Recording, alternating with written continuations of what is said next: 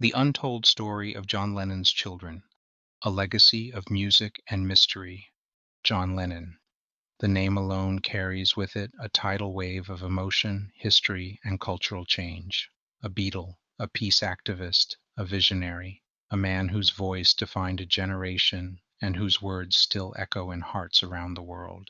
But for all the anthems of love and peace, John Lennon's family life was far more complicated. Behind the timeless melodies and iconic glasses lay a tangled web of love, separation, pain, and reconciliation, reflected in the lives of his children. Most people know the songs, but how many truly know the untold story of the children he left behind? Shadows of a Childhood? Before we explore the lives of John Lennon's children, we must first step into his own past. John Winston Lennon was born on October 9th, 1940, in Liverpool, England, during the height of the Second World War. The sound of bombs dropping over the city was one of his earliest lullabies. His father, Alfred "Freddie" Lennon, was a merchant seaman who spent most of his time at sea, leaving John's mother, Julia, to raise him. But Julia's free-spirited nature meant John's early life was unsettled. Eventually, when John was just 5 years old, Julia entrusted him to her sister, Mimi Smith, who became his legal guardian. Mimi's strict rules and no-nonsense discipline clashed with Julia's fun-loving approach. John was left torn between two worlds: the safety of Mimi's structured household and the fleeting warmth of his mother's visits. That fracture would haunt him for the rest of his life. Years later, he admitted, "I lost my mother twice. Once when I was 5, and again when she died when I was 17. Julia's sudden death in a car accident left John devastated, cementing his lifelong fear of abandonment." It was from this stormy childhood that John's rebellious, sharp-witted personality was born. He channeled his longing into music, first through skiffle groups in Liverpool, then through the band that would change the world, the Beatles. By the early 1960s, Beatlemania had exploded. John Lennon went from a troubled boy in Liverpool to one of the most famous men on the planet. He sang about love and peace to millions, yet his personal relationships often carried the same turbulence and contradictions that marked his early years. And when it came to fatherhood, John's story mirrored the very abandonment he had once endured.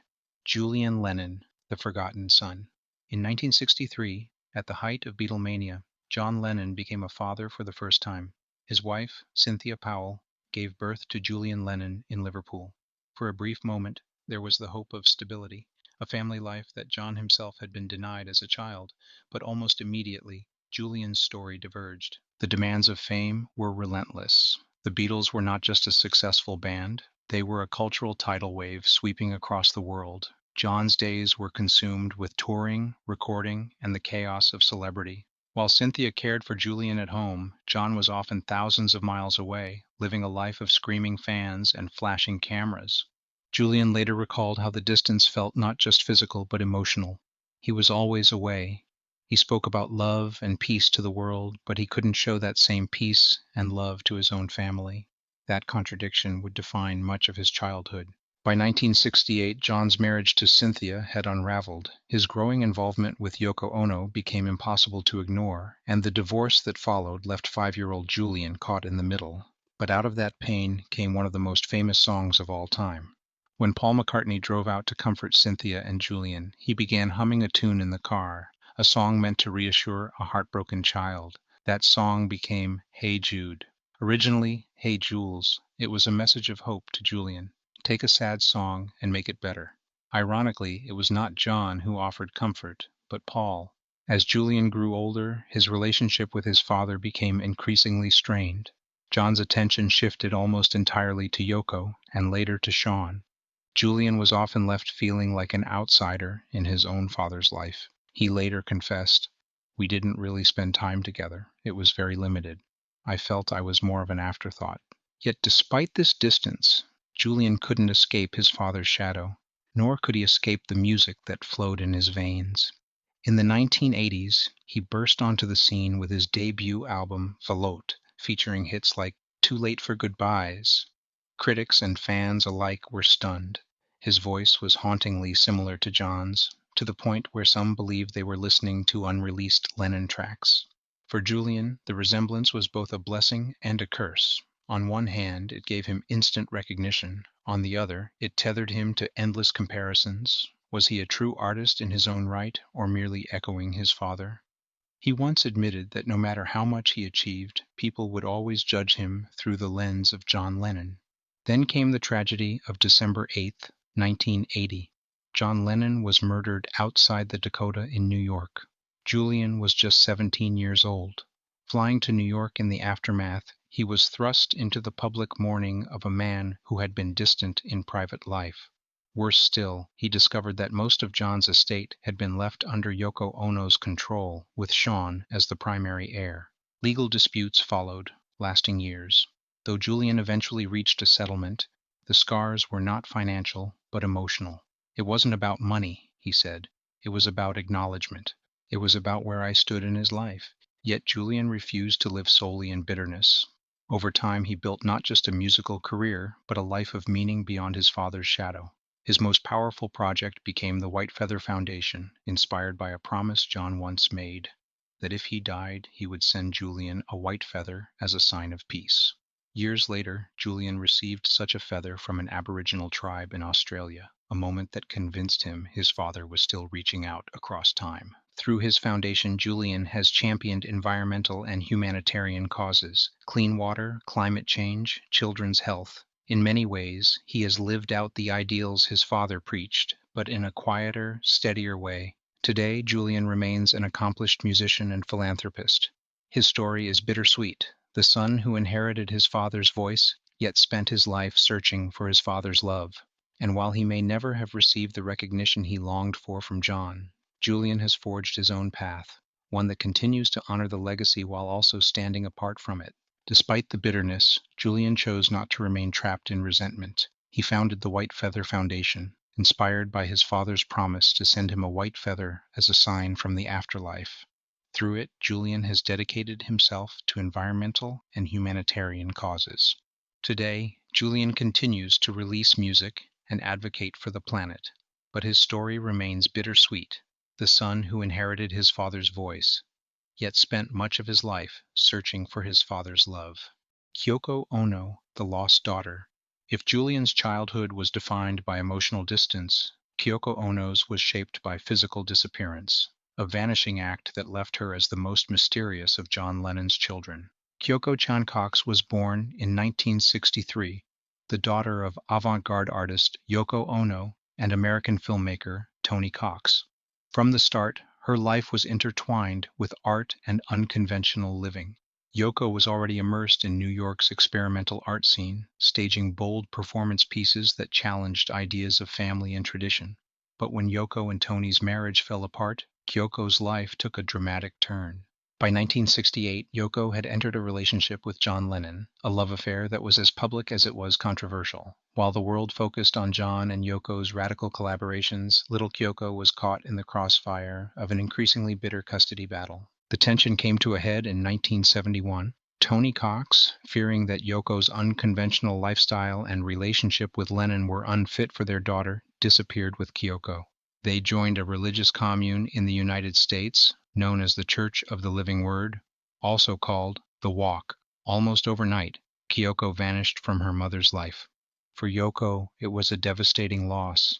She poured her grief into her art, channeling her despair into the haunting song, "Don't Worry, Kyoko, Mummy's only looking for her hand in the snow." The song wasn't just a title. It was a cry into the void, a mother desperately reaching for a child she could no longer find. John, too, felt the ache of Kyoko's absence. Though not her biological father, he often spoke of her as if she were his own. "It's not about whose child she is," he once said. "It's about the fact that she's a child, and she deserves to be with her mother." But neither courts nor lawyers could bridge the gulf Tony had created. For John and Yoko, Kyoko became the ghost at the edge of their family's story, always present in their minds, but always out of reach. While John and Yoko were staging bed-ins for peace and capturing headlines with their activism, Kyoko was living an entirely different reality. Hidden away in rural communes, she grew up far removed from the glitz of the Beatles or the avant-garde art world. Her identity as John Lennon's stepdaughter was often concealed. Instead, she lived under assumed names, shielded from the public eye. For nearly 2 decades, Yoko had no contact with her daughter. She would later say that the not knowing whether Kyoko was safe, happy, or even alive was the hardest part. It wasn't until the 1990s that Kyoko finally resurfaced. By then, John had been gone for over a decade. Now an adult, Kyoko reached out to her mother, and the two quietly reconciled. Their reunion was not the subject of tabloids or grand public gestures. Instead, it was something intimate, a mother and daughter healing in private after years of silence. Unlike Julian and Sean, Kyoko chose to stay far from the spotlight. She built a quiet life with her own family, deliberately avoiding the media circus that seemed to follow anything tied to the name Lennon. She has rarely spoken publicly about her stepfather, preferring to protect her privacy. And yet, her story remains a vital piece of the Lennon family puzzle. While Julian wrestled with rejection and Sean inherited legacy, Kyoko lived the reality of disappearance. She represents the unseen cost of fame, the way family bonds can fracture not just through neglect, but through legal battles, ideology, and distance. Today, Kyoko continues to live in anonymity, her life a sharp contrast to the world her mother and stepfather once commanded. She is the lost daughter, the child who slipped away during the height of John and Yoko's fame, and who chose peace in privacy rather than chaos in legacy. Sean Lennon, the chosen son. If Julian was the forgotten son and Kyoko the lost daughter, Sean Lennon was the chosen child, the one John tried hardest to raise differently. Born on October 9th, 1975, John's own birthday, Sean's arrival felt like destiny. Determined not to repeat the mistakes he made with Julian, John stepped back from music, declaring himself a house husband. For 5 years, he devoted himself to Sean, cooking, reading stories, and spending quiet days together in New York. It was the life John had never given Julian, a present, attentive father. With Sean, I wanted to break the chain, he said. But the dream ended in tragedy. On December 8th, 1980, John Lennon was murdered outside the Dakota. Sean, only 5 years old, lost his father overnight. Raised by Yoko, Sean grew up surrounded by art and music. As an adult, he followed his parents' path, releasing his debut album, Into the Sun, in 1998. His projects, including The Ghost of a Saber-Toothed Tiger, showcased an eclectic style that leaned more toward his mother's avant-garde influence than his father's rock and roll roots. The shadow of John Lennon, however, has never left him. Every note he plays is compared to the man he barely remembers. I didn't just lose my dad, Sean once said. I lost him to the whole world. Yet Sean embraced his role as guardian of the Lennon legacy. Working alongside Yoko, he helped oversee archives, reissues, and projects preserving John's music. While Julian often stood apart, Sean leaned in, carrying the Lennon flame publicly. Today, Sean continues to write, produce, and perform, living a quieter life than his father ever could, but one deeply tied to John's spirit. He is the child who received John's second chance, and the burden that came with it, a family divided by fame. Together, Julian, Kyoko, and Sean represent the contradictions of John Lennon himself. Julian, the forgotten son, carried the wound of rejection. Kyoko, the lost daughter, lived the silence of disappearance. Sean, the chosen child, inherited both the love and the heavy expectations of legacy. 3 children, 3 different fates, all tied to one man whose life was as turbulent as it was brilliant. The echo of John's legacy. So what is the untold story of John Lennon's children? It's that they embody the contradictions of their father, a man who could write about love more beautifully than anyone else, yet struggled to show it consistently at home. And yet, through their lives, John's children remind us of something larger, that even legends are human, that behind the songs that shaped the world were fragile relationships, broken bonds, and fleeting second chances. For the world, John Lennon will always be a cultural icon. For his children, he will always be a complicated father, loved, missed, and questioned in equal measure. John Lennon once said, "Life is what happens to you while you're busy making other plans." For his children, life was what happened while the world claimed their father as its own.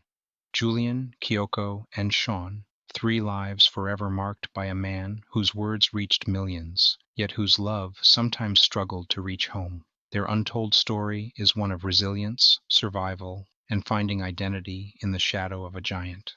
And perhaps that is John Lennon's greatest legacy, that even through pain and distance, his children continue to remind the world that love, however imperfect, is worth chasing.